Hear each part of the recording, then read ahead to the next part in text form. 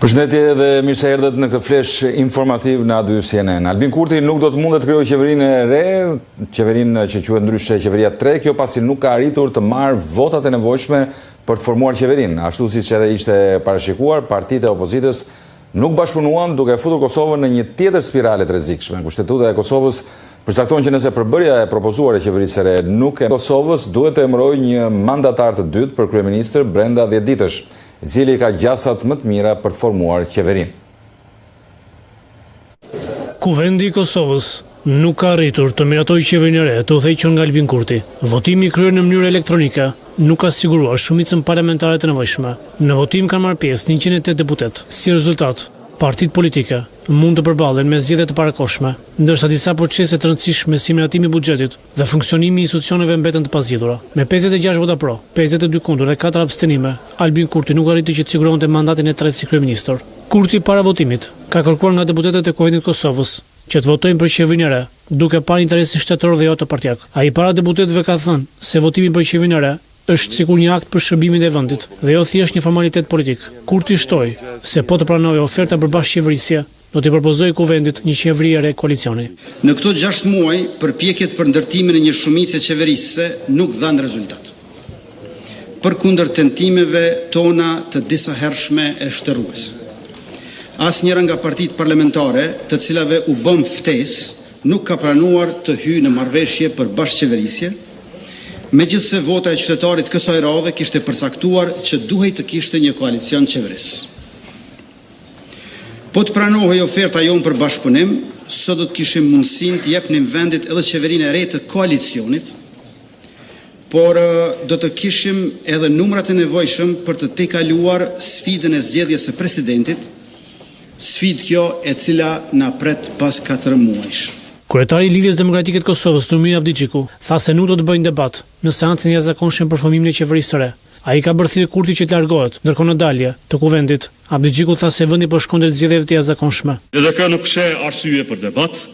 LDK nuk do të bëj debat. LDK s'do të dëgjoj asfarë asnjë debat.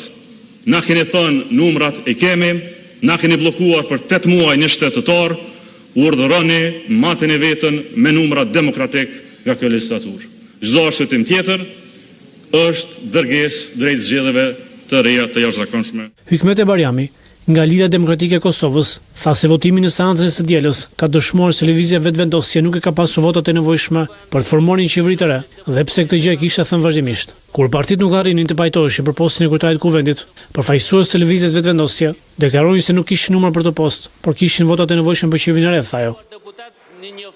Ndërkohë, kryetari i Partisë Demokratike të Kosovës, Memri Krasniqi, shtoi se pas seancës është vërtetuar që Albin Kurti po e merr vendin peng. Ai ka thënë se secila qeverisje e re pa Kurtin do të jetë më mirë për Kosovën. Ka mbi 8 muaj që ju kemi dëgjuar zoti Kurti duke thënë se konstituimi i Kuvendit është përgjegjësi e gjithë deputetëve, ndërsa themelimi i qeverisë është përgjegjësi e jotja, andaj tani ju bëjmë ftesë që ta dëshmoni këtë përgjegjësi duke hedhur në votim me një herë dhe sa më parë votimin e qeverisë që sapo e propozuat. Në i ftoj gjithë qytetarët e Prishtinës. Krasniqi shtoi se nëse presidenti i Kosovës, Vjosa Osmani, do ta thras për të pyetur nëse ka shumicën për qeverinë e re, ai do të thoshte jo, sepse nuk duhet pasur më shumë vonesa dhe se Kosova duhet të shkojë në zgjedhje të reja. Komunave ku ata jetojnë, sepse Dhe për të mësuar më shumë për dështimin e qeverisë Kurti 3 ditën e sotme, do të lidhemi më njëherë me Prishtinën, atje ku na pret kolegu ynë ja A2 CNN, Idal Gola. Idal, të përshëndes, le të bëjmë një përmbledhje çfarë ndodhi më konkretisht sot pikërisht pranë seancën e sotme. Përshëndetje edhe për ju në studio. Atëherë kryeministri në detyrë njerëzi kryetari i lëvizjes vetvendosje Albin Kurti nuk arriti të sigurojë 61 votat e nevojshme për të votuar kabinetin e tij të tretë qeveritar. Mbetet në kotën e 56 votave që janë të pamjaftueshme në mungesë të një koalicioni me një nga partitë parlamentare shqiptare, pasi vetëm ato do të mund të siguronin le të themi votat e nevojshme dhe që do të garantonin edhe një shumicë që potencialisht mund të zgjidhte edhe sfiden e presidentit të Kosovës, i cili duhet të zgjidhet deri në muajin mars të vitit të ardhshëm, që dështimi për ta zgjedhur do të çonte sërish vendin në zgjedhje të jashtëzakonshme. Tashmë skadimi ose djegja mandatarit të Kurtit është bërë me votimin kundër, ndërsa nga nesër presidenti Vjosa Osmani duhet që të thrasë partitë edhe një herë për të pyetur nëse ndonjëra prej tyre ka votat e nevojshme. Gjatë seancës vetëm kryeministri i detyrë Kurti u mundua të bëjë një ekspoze për programin e tij, paraqiti propozimin emrat e përbërjes së kabinetit të qeverisë i cili nuk mori votat, ndërsa partitë që deri dje ishin në opozit kishin ardhur që të mos bëjnë asnjë debat duke mos zgjatur seancën siç ndoshta u prit në fillim, pasi vetëm folën kryetarët e partive kryesore dhe thanë që duhet të shkohet me një herë në votim, dhe kjo ndodhi dhe më pas le të themi u shter edhe mundësia që kryeministri Kurti të jetë sërish të marrë emërimin për kryeministër për një mandat tjetër 4 vjeçar. Tashmë do të presim gjitha kthehet në dorë të presidencës për një mandatar të dytë nëse do të ketë, që do të ketë sërish kohë 10 ditë nga marrja e mandatit, për më pas edhe ai për të siguruar 61 votat e nevojshme nëse do të ketë, nëse jo atëherë vazhdohet me zgjedhjet e jashtëzakonshme. Mirë, të falenderoj Ideal Gola, ne do të lidhemi përsëri gjatë ditës sotme me Prishtinën.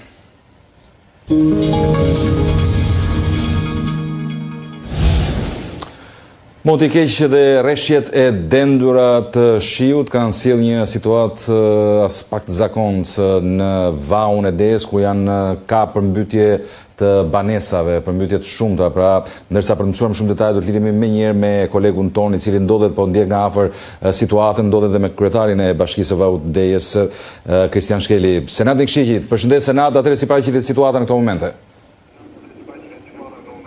Po, përshëndetje, atëherë në qarkun Shkodër që në orët e mëngjesit ka patur një situatë të vështirë si shkak i përmbytjeve kryesisht në bashkinë Vaudejës, por ka patur probleme edhe në Shkodër, Malcinë e Madhe, Fusharës dhe Buk me rrëshqitje gurësh, rënje inertesh dhe bllokim të disa akseve rurale, por edhe rrugës Shkodër-Tiranë, krye Bushat apo tek harku i Vërdicës me prezencë ujë duke krijuar problem për qarkullimin. Por situata më e vështirë ka qenë në Vaudejës, pikërisht këtu ku ndodhem unë, sepse përroj i Glinës për disa qaste ka dalë nga shtrati duke përmbytur disa banesa, por edhe 10 hektar tokë dhe duke shkaktuar dëme tek banorët. Unë jam me kryetarin e Bashkisë Vaudejës, Kristian Shkeli. Zoti Shkeli, aktualisht sa banesa janë në ujë?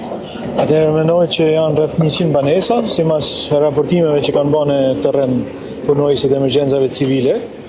Dhe për momentin po presim edhe një makinë të ushtrisë për me bëj evakuimin e një familjes, sepse nuk i ka rrethu ujë dhe nuk kanë ka me dalë. Për momentin është tërhequr apo jo? Uji përroi dhe po bën një ndërhyrje këtu me sa shohim. Për momentin po, sepse ka prumë të mëdha shumë nga malet dhe siç e shikoni po mundona të pastrojmë që t'i lirojmë gryken që të ketë derdhjen e ujit në liçen.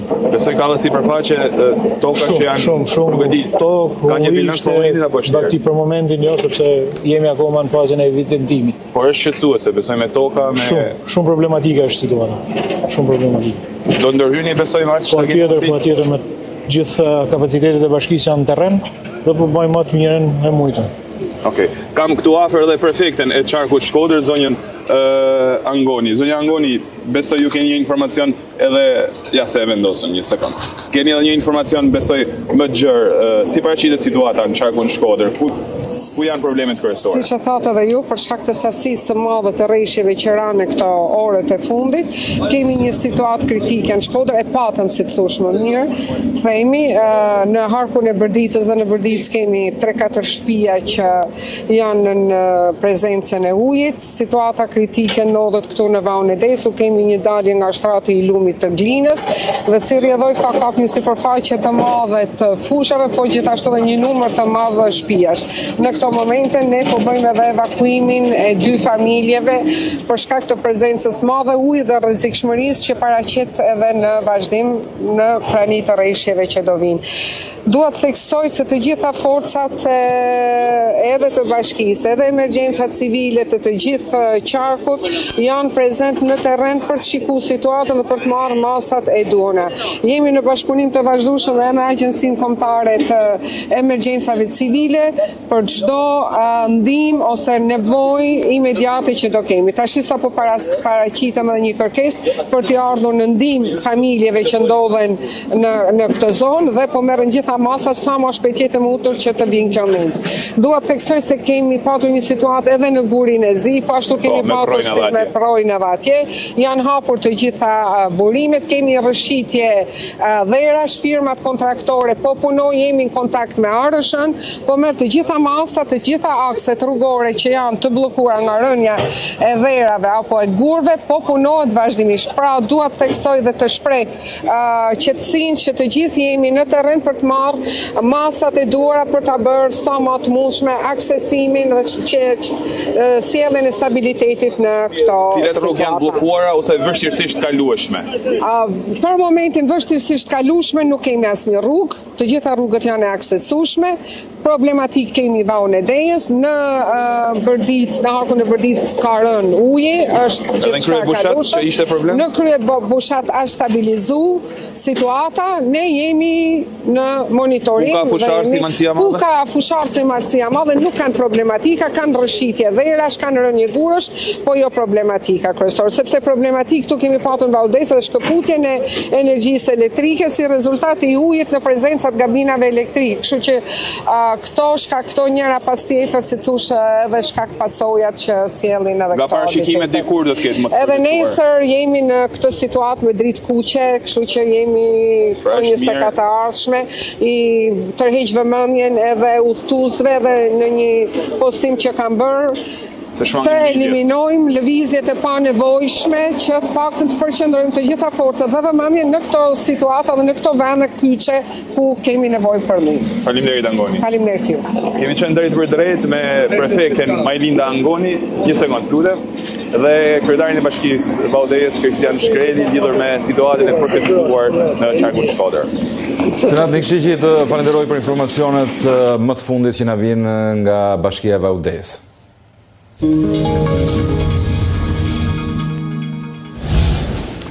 Për dytin vit në Vllahin të Selenicës është mbajtur festa e verës dhe e rakis. Fermerët e zonës promovuan prodhimet vendore, teksa kërkohet më shumë mbështetje me grante për ta. Në qendër të Vllahinës është organizuar festa e verës dhe e rakis. Ky është edicioni i dytë i panairit, i cili u ka dhënë mundësinë fermerëve të zonës të promovojnë produktet e traditës të prodhuara nga ata, teksa nuk kanë munguar as promovimi i vajit të ullirit apo dhe produktet bulmetore. Panairi është kthyer në një festë për Vllahinën dhe banorët e fshatrave përreth. Përgjatë këtij aktiviteti nuk kanë munguar performancat me këngëvalle të Polifonis Labe, ku ka patur një ndërthurje brezash me grupet e fshatrave që kanë performuar, por edhe të rinj nxënësit e shkollave në Polifoni Labe. Kete ballit mojë mbi sy të kanë rënë, tani që murite fillon verbën në naze. Për kreun e bashkisë Selenicës, kjo festë shërben për promovimin e prodhimeve të fermerëve, si dhe i shërben ekonomisë së zonës. Rakia dhe vera janë produkte që na përfaqësojnë. Ne nuk duhet që kur vinë të huajt të japim amarun italiane apo whiskin e Skocis, po ne duhet që kur të huajt, po dhe personat që janë në kryeqytet apo qytetet e tjerë duhet që të themi që rakia jonë është më i mirë se whisky i Skocis, sepse ne me promovimin e verës dhe rakis zhvillojmë ekonomin. Breshtaria është një traditë qindra vjeçare e Selenicës, por kërkohet më tepër mbështetje për fermerët. Breshtaria në këtë trev ka rënë të thella historike që nga kohët e lashta e Ilire dhe periudha romake, kur kjo zonë njeh për kultivimin e hardhive të egra dhe verërat aromatike që tregtoheshin në brigjet e Adriatikut. Breshtaria ka njohur zhvillim të ri fal përpjekjeve të fermerëve lokal dhe investimeve të qeverisë përmes skemave kombëtare të investimeve. Por më shumë duhet të bëj bashkia në buxhetin e vitit 2026 dhe mëtej nëpërmjet skemave konkurruese vendore të grandeve. Ky aktivitet u përmbyll me shpërndarjen e disa certifikatave mirënjohje për të gjithë fermerët, kultivuesit e verës dhe rakis, por edhe të vajit të ullirit që morën pjesë në këtë panair. Festivali ndërkombëtar i bandave Lulo Fest mbyllet me sukses në Korçë, duke sjellë performanca të jashtëzakonshme në pedonale dhe bulevard. Grupi i Forcave të Sigurisë Kosovës rikthehet pas më shumë se 85 vitesh, ndërsa banda kalabreze mahnit për herë të parë publikun shqiptar. Është mbyllur në Korçë festivali ndërkombëtar i bandave Lulo Fest, ku 5 grupet pjesëmarrëse kanë performuar në pedonalen e qytetit të Korçës, ndërkohë që gjatë 3 ditëve grupet kanë parakaluar për ardashësit korçar në bulevardet kryesore dhe në pazarin e vjetër. Banda e Forcave të Sigurisë së Kosovës rikthehet si formacion i plot pas më shumë se 85 vitesh. Nuk e ka pas, Tungji është, domethënë, gjitha instrumentet frymore ka pas në Kosovë, po jo aq sa duhet që të bëhet një bandë. Ka qenë një bandë e Prizrenit më herët, po në kohën e Zogut, por tani gjithë këta performues dhe instrumentistë janë të bëm pas luftës, domethënë prej vitit 99 e këtej. Të gjitha bandat në drejtimin e dirigjentes kosovare kanë ekzekutuar këngën e njohur Dua më shumë Shqipërinë. Të gjitha janë të orkestruarat edhe të përshtatura në mënyrë shumë profesionale që të tingëllojnë aq bukur sa do t'i ndëgjoni edhe vetë. Instrumentisti i njohur korçar Kostika Tanto tha se Nevruz Nure Lulushi është instrumentisti më i mirë shqiptar në klarinet. Po, Lulushi për mendimin tim është një emblem e Korçës. Nuk jam shumë i saktë, po kam përshtypjen që do të jetë pjesëmarrës i më shumë se 7-8 festivaleve në Gjirokastër. Mbahet më në kabaja e Lulushit, ashtu që mbahet më në kabate e klarinetistëve të tjerë të Shqipërisë. Unë kam njohur personalisht, ka pas një veti të jashtëzakonshme për të thithur ndjenjat, muzikën popullore. Për mendimin tim është një nga klarinetistët më të mirë të Shqipërisë.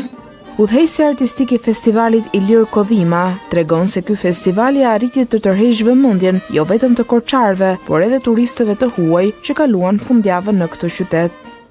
Kanë qenë 3 ditë magjishme për Korçën, kur Korçën e kemi zgjuar me ato ritmet e bandave nga mëngjesi deri në darkë dhe sot e kurorëzojmë këtë festival të mrekullueshëm që ka mikpritur mbi 150 artistë për të mbajtur workshop, për të mbajtur ekspozit, për të mbajtur edhe koncertet përbashkët. Kemi pas një natë shumë të magjishme natën e fundit, ku kulminoi me pjesën e fundit Dua më shumë Shqipërinë, performuar nga të 4 bandat që ishin natën e fundit dhe të dirigjuar nga Liriona Sulemani, e cila është dirigjente e bandës së Kosovës. E veçanta e këtij festivali ishte grupi Kalabrez, i ardhur për herë të parë në Shqipëri me këtë formacion frymor. Italia. Jemi një grup muzikantësh dhe vim kryesisht nga Kalabria. Banda jonë është krijuar në vitin 1885 dhe tani jemi bashkuar për të ardhur në këtë qytet të bukur. Shpresojmë të kënaqim dëgjuesit. Disa prej bandës tonë origjinën e kanë nga Shqipëria dhe erdhën plot dëshirë. Ndjem të kënaqur që luajtën në këtë qytet të bukur, sidomos me mbikpritjen që na u bë. Gjatë ditëve të këtij festivali janë organizuar edhe aktivitete të tjera.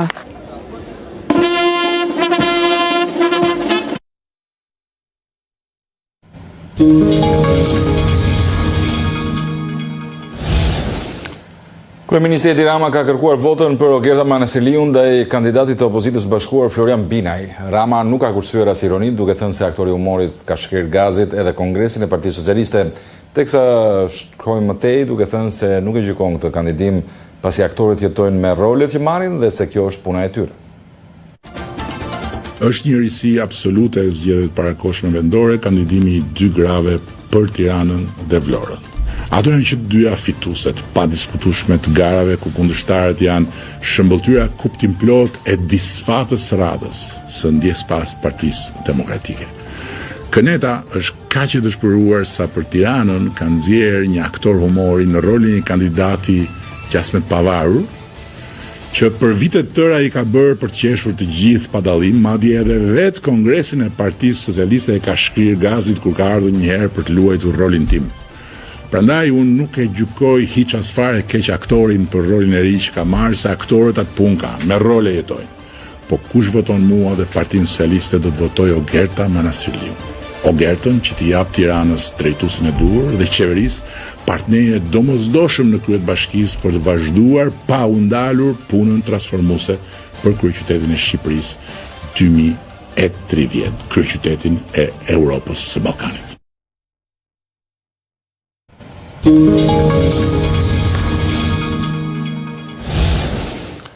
Presidenti Amerikan Donald Trump nisi një tur aziatik ku do të takohet me homologun kinez Xi Jinping, të cilit do t'i kërkojë ndihmë për ta detyruar Rusinë që të bëjë paqe me Ukrainën.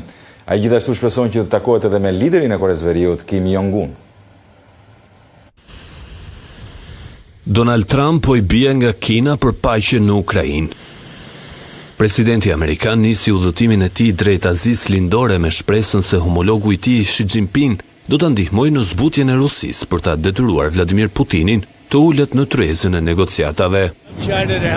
Do të doja që Kina të na ndihmonte me Rusinë. Ne i vendosëm sanksione shumë të forta Rusisë, mendoj se sanksionet do të jenë shumë të ashpra dhe të forta, por do të doja ta shija Kinën të na ndihmonte. Kam një marrëdhënie shumë të mirë me presidentin Xi.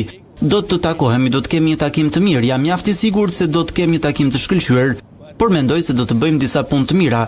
Një nga gjërat për të cilat do të flasim është Rusi-Ukrainë. Ata po vrasin 7.000 njerëz në javë, kryesisht ushtar. Sigurisht që do të flasim për këtë, ai do të donte që kjo të merrte fund. Gjatë këtij turi aziatik, Donald Trump shpreson që të takojë edhe liderin e Koresë së Veriut, Kim Jong-un. Do të doja të takoja nëse ai do të kontaktonte. Herën e fundit që u takova e bëra publike në internet se do të vi në Korenë e Jugut, nëse ai do të donte të takohej jam i hapur. Ata nuk kanë shumë shërbim telefonik, kanë shumë armë bërthamore, por jo shërbim telefonik. Kam pasur një marrëdhënie të shkëlqyer me të dhe ai ndoshta e di që po vi apo jo. Presidenti Donald Trump udhëtoi nga Shtetet e Bashkuara për në Kuala Lumpur të Malajzisë për samitin e 47 të liderëve të ASEAN. Gjatë turit aziatik, ai do të ndalojë edhe në Japoni. Të tjera shpërthime janë dëgjuar në rripin e Gazës edhe pas përpjekjes së Donald Trump për të arritur një paqe të përhershme, duket se qetësia është e vështirë në atë pjesë të rajonit. Në sulmin e fundit, Izraeli pretendoi se ka eliminuar një antar të xhihadit islamik, fakt që Hamasi e mohon. Forcat izraelite kryen një sulm preciz ndaj një individi në Gazën qendrore, i cili po planifikonte të sulmonte trupat izraelite. Një pushim i mbështetur nga SHBAT është në fuqi midis Izraelit dhe grupit militant palestinez Hamas, pak më shumë se 2 vjet që nga fillimi i luftës në rripin e Gazës. Izraeli tha se kishte shënjestruar një antar të xhihadit islamik. Të dielën, grupi militant palestinez thanë në deklaratë se pretendimi i ushtrisë izraelite për një sulm të planifikuar nga grupi ishte thjesht një pretendim i gabuar. Dëshmitar thanë për Reuters se kishin parë një dron që goditi një makinë dhe i vuri flakën. Mjekët vendas thanë se 4 persona ishin plagosur, por nuk kishte raportime të menjëhershme për vdekje. Hamasi ndërkohë duhet të fillojë shpejt kthimin e trupave në Izrael ose do përballet me pasoja. Ky është kërcënimi më i fundit i ardhur nga presidenti i SHBA-s Donald Trump. Hamasi duhet të fillojë kthimin e trupave të pengjeve të tjera, përfshirë 2 amerikanë. Në të kundër, do të ndërmarrin veprime. Disa nga trupat janë të vështirë për të arritur. Të tjerët mund të kthehen tani, gjë që po ndodh. Ndoshta është për shkak të çarmatimit të tyre, por kur thash, të dyja palët do të trajtohen në mënyrë të drejtë. Kjo vlen vetëm nëse ato i përmbushin detyrimet e tyre. Le të shohim se çfarë do të bëjnë. Në 48 orë të ardhshme, po e ndjek nga afër, shtoi Trump. Ministria libaneze e shëndetësisë njoftoi se 2 persona u vranë dhe një tjetër u plagos në një sulm ajror izraelit në këtë vend. Me anë të një deklarate, ministria i autoribon vdekjen një sulmi nga armiku izraelit ndaj një makine. Nga ana e saj ushtria izraelite konfirmoi sulmin me dron në Libanin Jugor. Shikues nderuar, ishte gjithçka për këtë flesh informativ. Ju kujtoj për zhvillimet më të fundit, na ndiqni në faqen tonë zyrtare@2cnn.com. Bashkë kemi përfunduar këtu. Mirupafshim.